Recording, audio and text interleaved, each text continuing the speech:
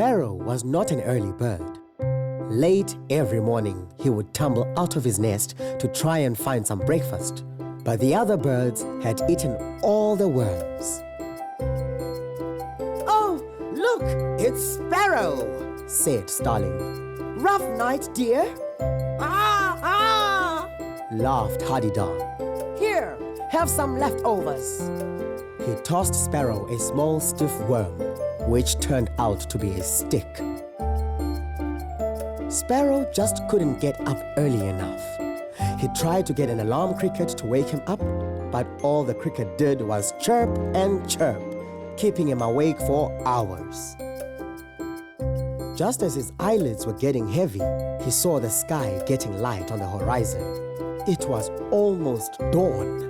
"If I can stay up for a few more minutes, then I can eat all the worms before the other birds wake up," he said. But a few seconds later, he was fast asleep. The next evening, he was determined to try again and stay awake for the entire night so he could get the worms before the others. He was just starting to get sleepy when a bat landed on the tree. "Shouldn't you be asleep like all the other creatures?" said Sparrow. "Oh, bats don't sleep at night," said Bat. "We sleep during the day, and at night we fly around eating insects." Sparrow thought that sounded great. "Can I join you?" he said. "Of course," said Bat. So Sparrow followed him and immediately flew straight into a tree. "Sorry," said Bat. "I forgot that you're a bird. Most birds can't see or hear well enough to catch food at night." Sparrow thought about it. "You said most birds. Does that mean that some birds do eat at night?" "Only one," said Bat. "The wise old owl. If anyone can help you hunt at night, it's her."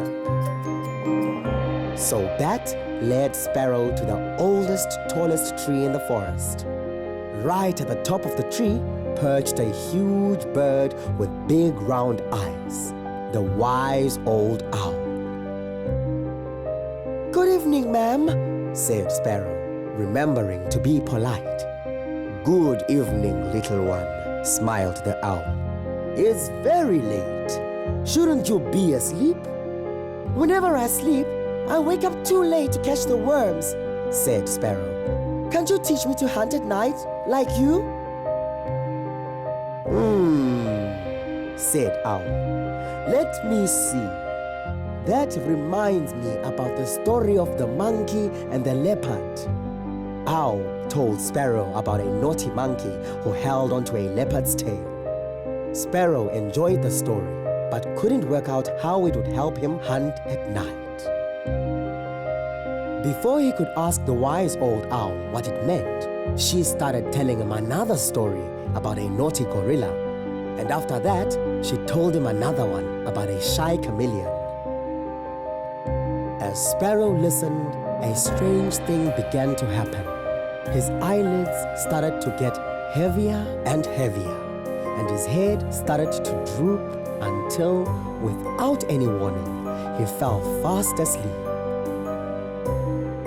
The next morning, early, before the sun was up, Sparrow opened his eyes. "Good morning," said Owl. "Did you sleep well?" "I did," said Sparrow, and then looked around in panic. "Oh no, the night's almost over. I'm not going to have any time to hunt for food." "You don't have to," laughed the old owl. "You're an early bird now. Go and get your worms." "Oh, thank you, said Sparrow, and flew down to the ground. For the first time in ages, he had a 5-course breakfast of delicious worms, and none of the other birds were around to stop him. And from then on, at sundown, Sparrow went to Owl, who would tell him a bedtime story. He would sleep through the night and wake up bright and early.